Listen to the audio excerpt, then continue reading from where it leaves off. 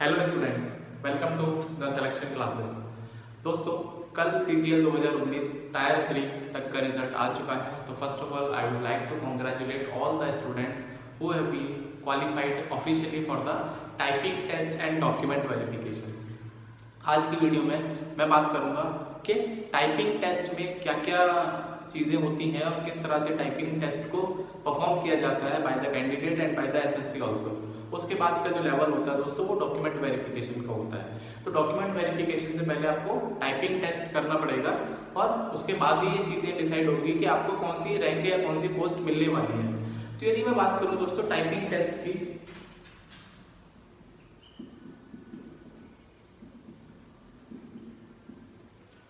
तो typing test को दो प्रोसीजर या दो सेक्शन में डिवाइड किया गया है। पहला है दोस्तों CPT और दोस्तों है दूसरा टेस्ट।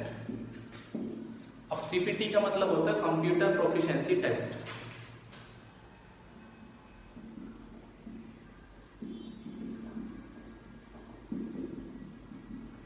और DST होता है data entry skill test.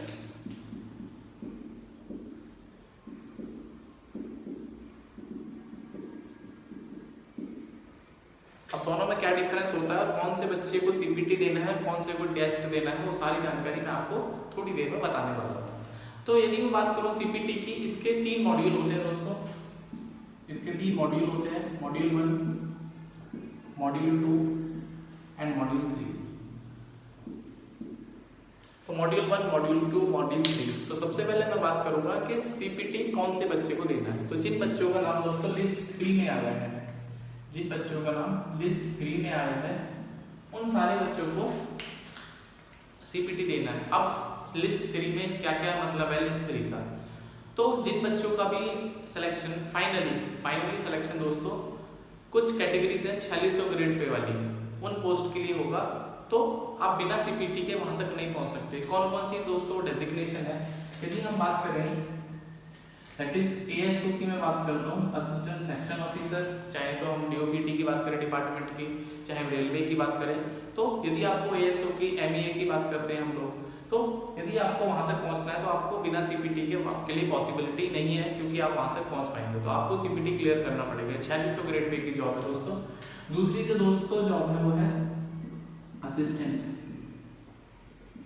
Assistant या superintendent in the ministry of mines. यदि मिनिस्ट्री ऑफ माइंस में आप चाहते हैं कि आपका सिलेक्शन हो, फाइनली आपके नंबर उस तरह के हैं, तो आपको CPT क्लियर करना पड़ेगा और CPT क्लियर करने के बाद भी आपको वो वाली पोस्ट प्रॉपरली मिल पाएगी। तीसरी जो इंपॉर्टेंट होती है income tax, that is inspector जी की जो पोस्ट होती है, जो इंस्पेक्टर की पोस्ट होती है दोस्तों, चाहे हम बात करें एग्जामिनर की बात करें, प्रिवेंटिव ऑफिसर की बात करें, एक्साइज इंस्पेक्टर की बात करें, उन सारे पोस्ट के लिए आपको CPT क्लियर करना ही पड़ेगा। तो मोस्ट इंपॉर्टेंट दोस्तों CPT, यदि आप चाहते हैं, जितने मैंने डिपार्टमेंट गिनाए, ASO की यदि मैं बात करता हूँ, असिस्टेंट सेक्शन ऑफिसर, चाहे तो DOPT की बात करूँ, MEA की बात करूँ, CSS की बात करूँ, यदि आपको वहाँ पे जॉब चाहिए तो CPT क्लियर करना है। यदि आप चाहते हैं कि मिनिस्ट्री ऑफ माइंस का असिस्टेंट या सुपरिटेंडेंट की पोस्ट मिले तो भी आपको CPT क्लियर करना है, और यदि आप इंस्पेक्टर पोस्ट चाहते हैं तो भी आपको CPT क्लियर करना है। और ये सारी की सारी एक प्रीमियम जॉब्स हैं एक तरह से CGL की, यदि मैं बात करता हूँ, और 4600 ग्रेड पे की जॉब है। यदि मैं बात करूँ DST की, डेटा एंट्री स्किल टेस्ट, इसमें दोस्तों आपको 2 पोस्ट हैं जिनके लिए डेटा एंट्री स्किल टेस्ट की जरूरत होती है, that is tax assistant.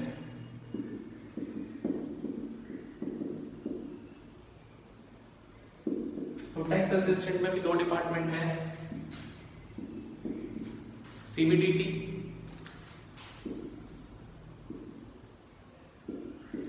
And CBITC। CBDT होता है central board of direct taxes and central board of indirect taxes and customs.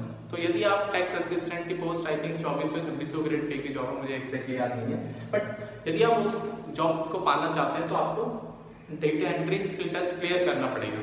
अब हम बात करते हैं कि डेटा एंट्री स्किल टेस्ट क्या होता है और CPT क्या होता है। तो जैसे मैंने बताया CPT के 3 मॉड्यूल हैं। मॉड्यूल में क्या क्या है दोस्तों, पहले मॉड्यूल में टाइपिंग, दूसरे मॉड्यूल में MS एक्सेल और तीसरे में MS पावर पॉइंट। चलिए मैं बात करूँ तीनों के तीनों मॉड्यूल में टाइपिंग टेस्ट आपका होगा 15 मिनट में आपको 2000 की डिप्रेशन करने पड़ेंगे। 15 मिनट में 2000 की डिप्रेशन टाइपिंग होता है। वो क्या करते हैं, मैं प्रोसीजर बता देता हूँ कि हमारा कैसे हुआ था उस टाइम पे जो सीपीटी हुआ था मेरा। तो उसमें क्या था, उन्होंने एक पैराग्राफ आपके सिस्टम पे रहेगा और सिस्टम पे आपकी MS एक्सेल की ये MS वर्ड की फाइल खुली रहेगी, उनका सॉफ्टवेयर होता है, और आपको एक प्रिंट आउट दे दिया जाएगा। उस प्रिंट आउट को आपको हूबहू वहाँ पर क्या करना है, टाइप करना है। और टाइप करते समय आपकी मिस्टेक्स मिनिमम होनी चाहिए, ठीक है, क्योंकि जो एनालिसिस होता है वो मिस्टेक्स के बिहाफ पर ही होता है कि आप कितनी मिस्टेक कमिट करते हैं या फिर आप कितना छोड़ देते हैं। यदि आपने पैराग्राफ छोड़ दिया तो वो भी एक तरह से आपके लिए ब्लंडर हो जाएगा। तो आपको स्पीड मेंटेन करनी है, स्पीड इंक्रीज करनी है। यदि आपने अभी तक टाइपिंग शुरू नहीं करी है तो दोस्तों जी जान लड़ा दो और टाइपिंग जो है अपनी स्टार्ट कर दो। और स्पीड कम से कम इतनी होनी चाहिए कि आप 15 मिनट में 2000 तो वहाँ पर एक तरह से थ्रेशोल्ड वैल्यू है। यदि आप चाहते हैं कि उसको क्रैक करना तो कम से कम 15 मिनट में आपको 2500 से लेके 2600 वर्ड तक की डिप्रेशन आपको आने चाहिए, क्योंकि एग्जाम का प्रेशर उस टाइम पे अलग होता है। दूसरे मॉड्यूल में MS एक्सेल की बात करते हैं तो MS एक्सेल में भी क्या होता है, प्रॉपरली एक फॉर्मेट दिया जाता है। उस फॉर्मेट को आपको वहाँ पर क्या करना, प्लॉट करना है। मतलब पूरा का पूरा जो रो है, कॉलम है, उसको बोल्ड करना है। फॉन्ट वगैरह दिया जाएगा कि ये वाला फॉन्ट उसमें होना चाहिए, लाइक टाइम्स रोमन हो गए, दूसरे कई तरह के फॉन्ट होते हैं। वो सारी चीज़ें वहाँ पर जानकारी लिखी होगी। तो आपको एक शीट बनानी है, स्प्रेडशीट जिसको बोलते हैं, और इस स्प्रेडशीट में कुछ फॉर्मूले भी वो आपसे लगवा सकते हैं, like addition, subtraction, division, minimum, maximum, बहुत सारे फॉर्मूले। यदि मैं MS एक्सेल की बात करूँ तो मेरे को तो बहुत सारे आते हैं, बट आपको मिनिमम कम से कम प्रीवियस ईयर के हिसाब से यदि हम बात करें, डिफरेंस निकालना, एवरेज निकालना, मैक्सिमम, मिनिमम, सम, डिफरेंस, ये सब चीज़ें आपको काउंट वगैरह इनके फॉर्मूले आपको आने चाहिए। मैंने फिर रिवाइज करता हूँ, सम हो गया, डिफरेंस हो गया, एवरेज हो गया, मिनिमम हो गया, मैक्सिमम हो गया, काउंट हो गया। तो ये आपको दोस्तों ये जो MS एक्सेल में इन फॉर्मूलों को आपको सीख लेना चाहिए। यदि अभी तक आपको ये फॉर्मूले नहीं आते हैं कि कैसे लगाने हैं। जोड़ना, मान लो आपसे बोला जाएगा वहाँ पर 2+2 जोड़ना है, तो आप मैनुअली भी जोड़ सकते हैं, बट वो जब कॉपी चेक करेंगे, इसका मतलब जब आपकी सीट चेक करेंगे तो प्रॉपरली देखेंगे कि आपने इसको मैनुअली लिखा है 4 को या सम लगा के लिखा है।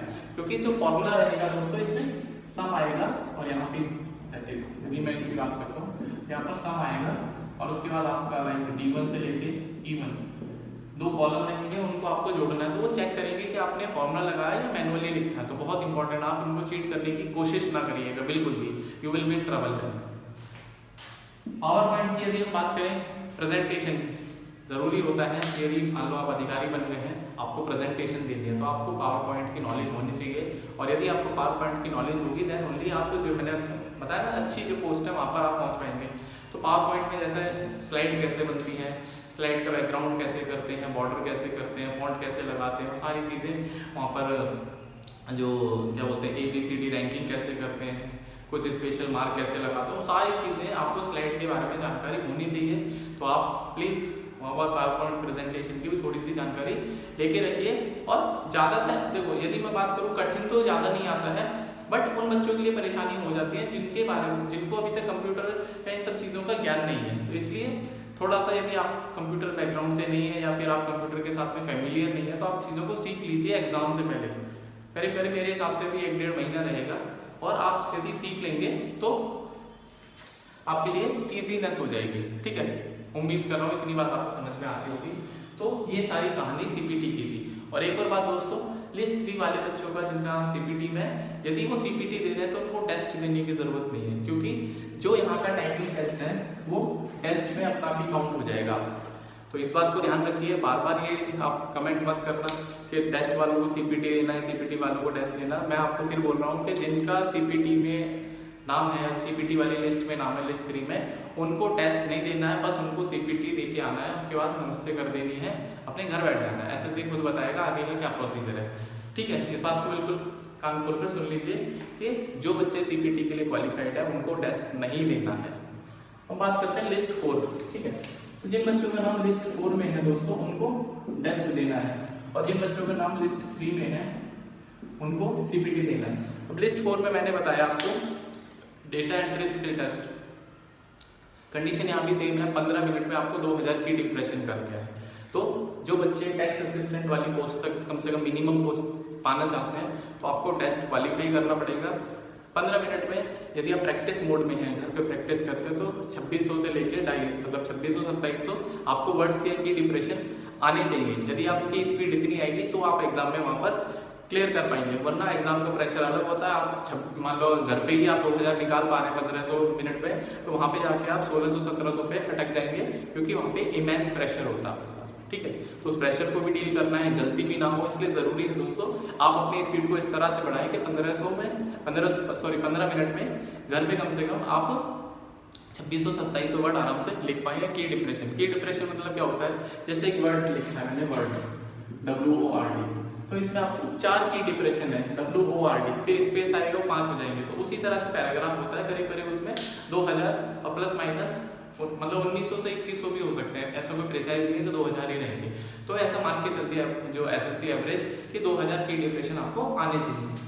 तो कौन कौन सी पोस्ट के लिए ये टेस्ट होता है, तो टैक्स असिस्टेंट 2600 ग्रेड पे की जॉब होती है, तो उसमें 2 डिपार्टमेंट है, CBDT central board of direct taxes and central board of indirect taxes and custom. इन सब के लिए आपको टेस्ट होगा। तो टेस्ट में सिर्फ टाइपिंग होती है, उसके अलावा कुछ नहीं होता, ओनली टाइपिंग, MS वर्ड में टाइपिंग होती है, और उनका एक अलग सॉफ्टवेयर होता है एक्चुअली में, बट आप उसको MS वर्ड की तरह ही ट्रीट करिए। टाइपिंग का मैं बता देता हूँ, वो सॉफ्टवेयर नहीं होता दोस्तों जो MS वर्ड होता है, CPT वालों के लिए भी, टेस्ट वालों के लिए भी।